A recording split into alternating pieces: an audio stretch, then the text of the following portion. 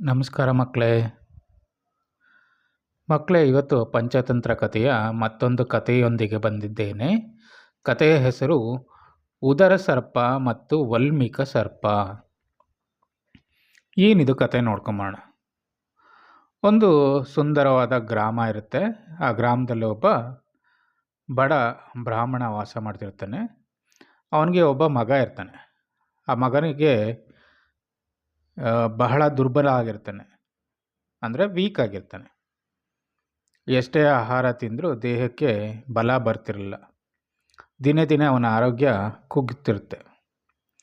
ಆವಾಗ ಅವನು ಗ್ರಾಮದ ವೈದ್ಯರನ್ನು, ಋಷಿಗಳನ್ನು ಎಲ್ಲರನ್ನೂ ನೋಡಿದ್ರು. ಆದರೆ ಅವ್ರಿಗೆ ಕಾರಣ ತಿಳಿಲಿಲ್ಲ. ಕೊನೆಗೆ ಒಬ್ಬ ಜ್ಞಾನಿ ಹೇಳ್ತಾನೆ, ಈ ಬಾಲಕನ ಹೊಟ್ಟೆ ಒಳಗಡೆ ಒಂದು ಸರ್ಪ ವಾಸವಾಗಿದೆ. ಅದಕ್ಕೆ ಅವನು ತಿನ್ನುವ ಆಹಾರ ಎಲ್ಲ ಆ ಸರ್ಪನೇ ತಿಂದು ಬಿಡ್ತಾ ಇದೆ ಅಂತ. ಆಗ ಕೇಳಿದಂಥ ಬಾಲಕನಿಗೆ ಬಹಳ ಬೇಸರ ಆಗುತ್ತೆ. ನಾನು ಎಲ್ಲಿಗೆ ಹೋದರೂ ಈ ಸರ್ಪ ನನ್ನನ್ನು ಬಿಡೋದಿಲ್ಲ ಅಂತ ಯೋಚನೆ ಮಾಡಿ ಅವನು ಒಂದು ದಿನ ಮನೆ ಬಿಟ್ಟು ಹೊರಟು ಅವನು ದೂರದ ಒಂದು ರಾಜ್ಯಕ್ಕೆ ತಲುಪ್ತಾನೆ. ಅಲ್ಲಿ ಒಂದು ದೇವಸ್ಥಾನದ ಬಳಿ ಅವನು ಉಳ್ಕೋತಾನೆ. ಅಲ್ಲಿ ಆ ರಾಜ್ಯದಲ್ಲಿ ರಾಜನಿಗೆ ಒಬ್ಬ ಸುಂದರ ಪುತ್ರಿ ಇರ್ತಾಳೆ, ರಾಜಕುಮಾರಿ. ಅವಳು ತುಂಬಾ ದಯಾಳು ಆಗಿರ್ತಾಳೆ. ಈ ಬಾಲಕನ ಕತೆ ಕೇಳಿ ಅವನ ದುಸ್ಥಿತಿಯನ್ನು ನೋಡಿ ಅವಳಿಗೆ ಬಹಳ ಅನುಕಂಪ ಬರುತ್ತೆ. ಆಮೇಲೆ ಅವಳು ಅವನಿಗೆ ಊಟ ಮತ್ತು ಆಶ್ರಯನ ಕೊಡ್ತಾಳೆ. ಒಂದು ರಾತ್ರಿ ರಾಜ್ಕುಮಾರಿ ನಿದ್ರಿಸುತ್ತಿದ್ದಾಗ ಒಂದು ವಿಚಿತ್ರ ಘಟನೆ ನಡೆಯುತ್ತೆ. ಏನು ಘಟನೆ ನಡೆಯುತ್ತೆ ಅಂದರೆ, ಬಾಲಕನು ಮಲಗಿದ್ದಾಗ ಅವನ ಬಾಯಿಯಿಂದ ಉದರ ಸರ್ಪ ಹೊರಗಡೆ ಬರುತ್ತೆ.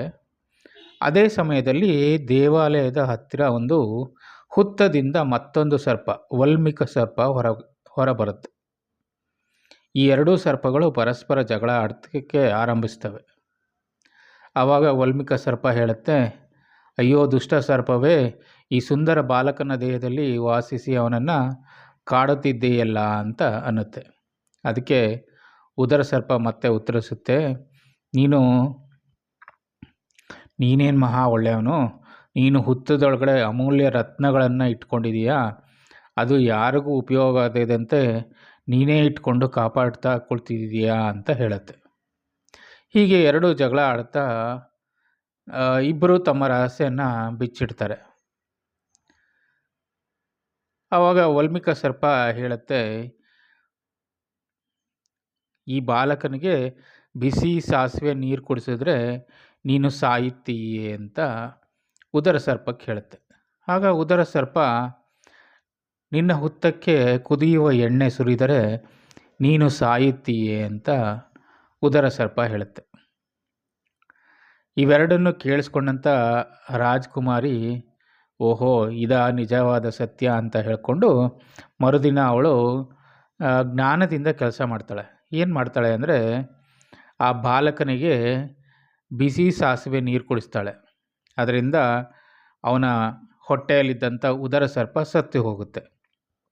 ಅದಾದ ನಂತರ ಅವಳು ದೇವಸ್ಥಾನದ ಇರ್ತಲ್ಲ ಹುತ್ತ, ಅದು ವಲ್ಮೀಕ ಸರ್ಪ ಇರುತ್ತಲ್ಲ ಅದು, ಅಲ್ಲಿಗೆ ಬಂದು ಕುದಿಯುವ ಎಣ್ಣೆಯನ್ನು ಸುರಿತಾಳೆ.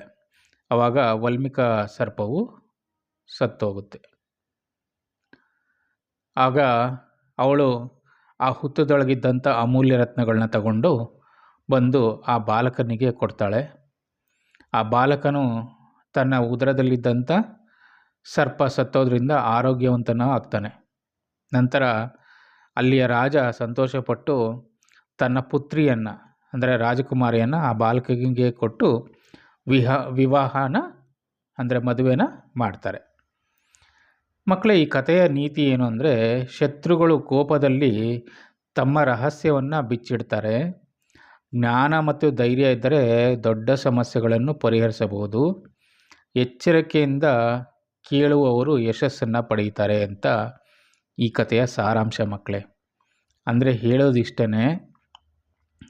ನೀವು ಕೋಪದಲ್ಲಿ ನಿಮ್ಮ ಒಂದು ಏನು ಗುಣಗಳಿರುತ್ತೆ ಅಥವಾ ಏನೇ ಒಂದು ರಹಸ್ಯಗಳಿರುತ್ತೆ ಅದನ್ನು ಕೋಪದಲ್ಲಿ ಹೇಳಿಬಿಡಬಾರ್ದು. ಅದನ್ನು ನಿಮ್ಮಲ್ಲೇ ಇಟ್ಕೊಂಡಿರಬೇಕು. ಕೋಪ ಬಂತು ಅಂತ ಅದನ್ನು ಹೇಳಿಬಿಟ್ರೆ ನಿಮ್ಮ ಅದನ್ನು ದುರ್ಬಳಕೆ ಮಾಡ್ಕೋತಾರೆ. ಅದರಿಂದ ನಿಮ್ಮ ಒಂದು ರಹಸ್ಯಗಳನ್ನು ನೀವು ಇಟ್ಕೋಬೇಕು ಅಂದರೆ ಕೋಪವನ್ನು ಪಡಬಾರ್ದು. ತಾಳ್ಮೆಯಿಂದ ವ್ಯವಹರಿಸಬೇಕು. ಆವಾಗಲೇ ನಿಮ್ಮ ಜೀವನ ತುಂಬ ಸುಖಮಯ ಆಗಿರುತ್ತೆ ಮಕ್ಕಳೇ. ಈ ಮಾತನ್ನು ಮರಿಬೇಡಿ. ಎಲ್ಲರಿಗೂ ಒಳ್ಳೆಯದಾಗಲಿ.